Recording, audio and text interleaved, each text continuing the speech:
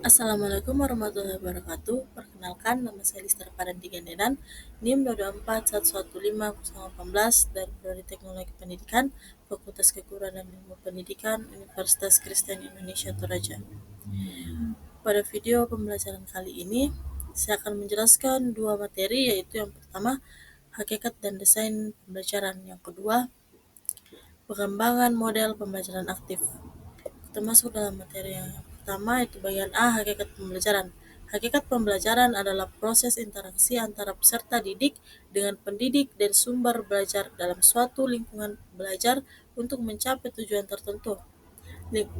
Pembelajaran tidak hanya sebatas menyampaikan informasi dari guru ke siswa, tetapi melibatkan kegiatan yang mengaktifkan siswa dalam membangun pengetahuan, sikap, dan keterampilan. Yang kedua, ciri-ciri hakikat pembelajaran. Bagian A, terjadi interaksi antara guru, siswa, dan sumber belajar. Bagian B, bersifat aktif, artinya siswa dilibatkan secara langsung. Bagian C, mengarahkan pada perubahan perilaku positif. Bagian D, bertujuan untuk mengembangkan potensi siswa secara menyeluruh.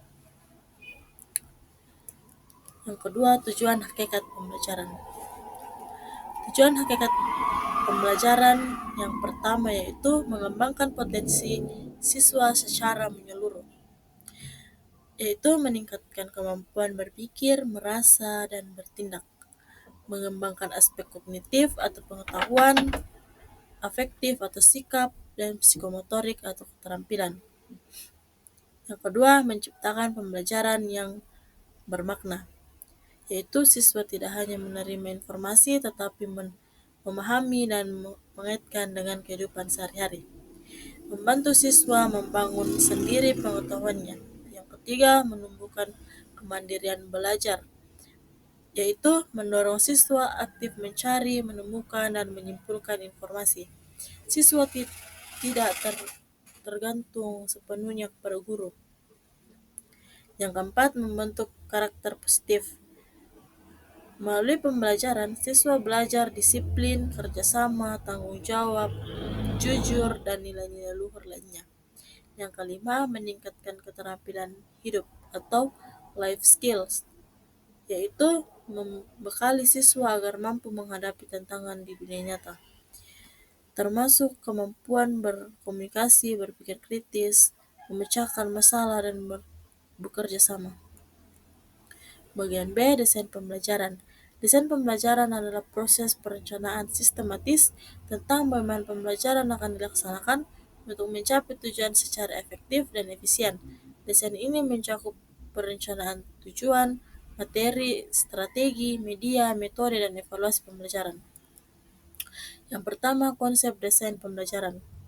Konsep desain pembelajaran yang pertama itu tujuan pembelajaran.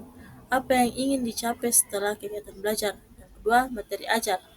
Isi atau bahan pelajaran sesuai kurikulum. Yang ketiga, metode atau strategi. Cara mengajar, misalnya ceramah, diskusi, eksperimen, bermain peran, dan lainnya.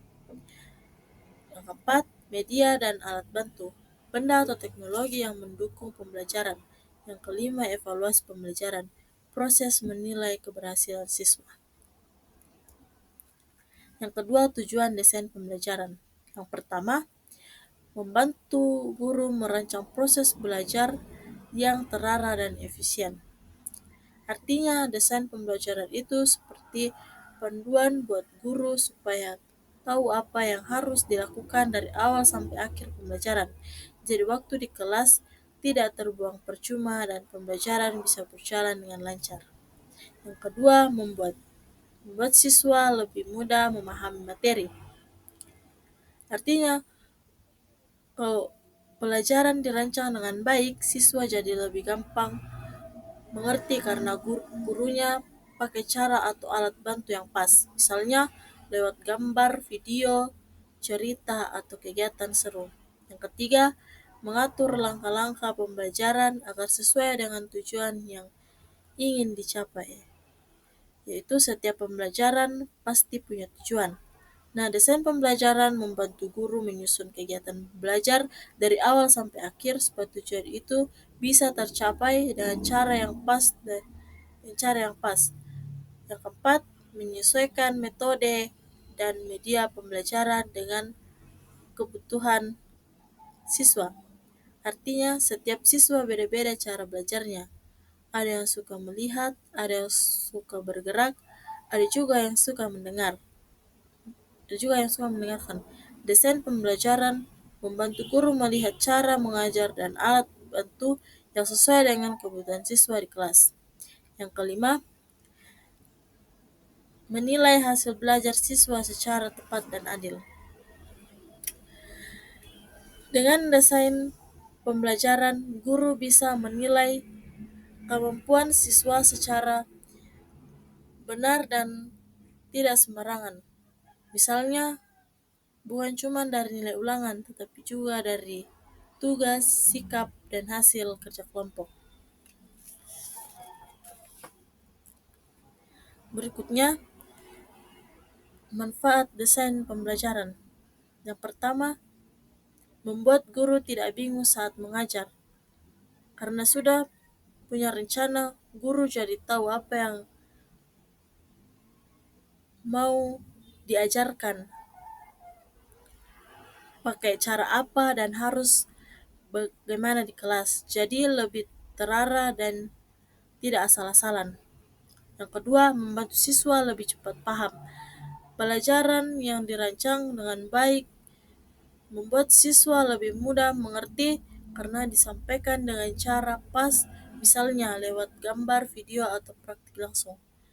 Yang ketiga, hemat waktu dan tenaga. Karena semua sudah direncanakan, kegiatan belajar jadi lebih hemat waktu. Yang keempat, pelajaran jadi lebih seru dan tidak membosankan. Desain pembelajaran biasanya pakai cara belajar, misalnya diskusi, bermain peran, nonton video, atau kerja kelompok. Jadi belajar lebih menyenangkan. Yang kelima, hasil belajar siswa jadi lebih bagus. Karena cara mengajarnya pas dan siswa aktif, mereka jadi lebih semangat belajar dan nilainya pun bisa naik. Yang keenam, gampang buat menilai siswa.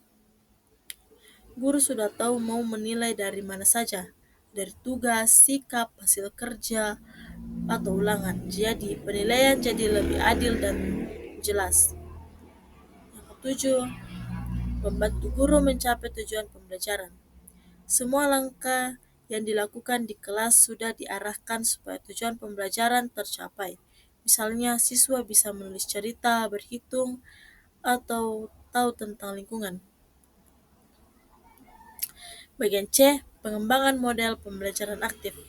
Pembelajaran aktif adalah pendekatan pembelajaran yang menuntut keterlibatan penuh dari peserta didik, baik secara fisik, mental, maupun emosional dalam proses belajar. Dalam model ini, siswa tidak hanya duduk mendengarkan, tetapi terlibat langsung dalam berbagai aktivitas seperti berdiskusi, bertanya, memecahkan masalah, dan berkolaborasi. Yang pertama, tujuan model pembelajaran aktif. Tujuan model pembelajaran aktif yaitu meningkatkan partisipasi siswa dalam proses belajar. Artinya siswa jadi lebih aktif ikut serta dalam kegiatan belajar, bukan cuma duduk diam dan mendengarkan guru. Mereka bisa tanya jawab, diskusi, atau kerja kelompok. Yang kedua, mengembangkan berpikir kritis dan kreatif. Siswa diajak untuk berpikir lebih dalam dan tidak hanya menerima apa yang disampaikan guru. Mereka juga didorong untuk punya ide-ide baru dan menyelesaikan masalah dengan cara yang unik. Yang ketiga, meningkatkan pemahaman konsep secara mendalam. Siswa tidak hanya hafal pelajaran, tetapi benar-benar mengerti dan bisa menjelaskan kembali dengan kata-kata sendiri. Yang keempat, menumbuhkan kemandirian dan tanggung jawab belajar. Siswa belajar untuk tidak selalu bergantung pada guru, Mereka jadi terbiasa mencari informasi sendiri dan tergantung jawaban atas tugas atau pembelajaran mereka. Yang kelima, membiasakan siswa bekerja sama dan berkomunikasi. Dalam pembelajaran aktif, siswa sering bekerja dalam kelompok. Ini membuat mereka terbiasa bekerja sama, berdiskusi, dan saling menghargai pendapat orang lain. Yang kedua, langkah-langkah pengembangan model pembelajaran aktif. Yang pertama, analisis kebutuhan mengidentifikasi karakteristik siswa. Menentukan kompetensi dasar atau indikator dalam kurikulum menyesuaikan dengan kondisi lingkungan belajar. Yang kedua, perencanaan pembelajaran. Memilih strategi atau metode aktif yang sesuai, misalnya diskusi kelompok, role play, problem based learning, atau jigsaw, dan lain-lain. Menyesuaikan skenario pembelajaran atau RPP. Yang ketiga, pelaksanaan pembelajaran membuka pembelajaran dengan memantik atau pertanyaan awal. Memberikan aktivitas yang menantang dan melibatkan siswa, memfasilitasi diskusi, eksplorasi, dan kolaborasi. Mendorong siswa untuk menyampaikan pendapat dan bertanya. Yang keempat, evaluasi dan refleksi.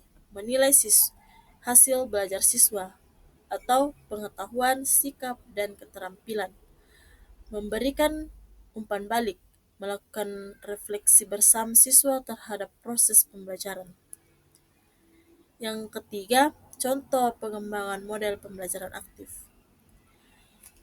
Contohnya yaitu yang pertama, berpikir, berpasangan, berbagi. Yang kedua, pembelajaran berbasis masalah. Yang ketiga, pembelajaran berbasis proyek. Yang keempat, bermain peran. Yang terakhir atau kesimpulan, dapat disimpulkan bahwa pembelajaran yang baik harus dirancang dengan jelas dan melibatkan siswa secara aktif. Guru perlu membuat rencana yang tepat dan memakai model pembelajaran aktif agar siswa lebih paham, semangat belajar, dan siap menghadapi tantangan di dunia nyata. Sekian video penjelasan dari saya. Jika ada yang salah kata mohon dimaafkan. Saya akhiri dengan ucapan wassalamualaikum warahmatullahi wabarakatuh dan terima kasih.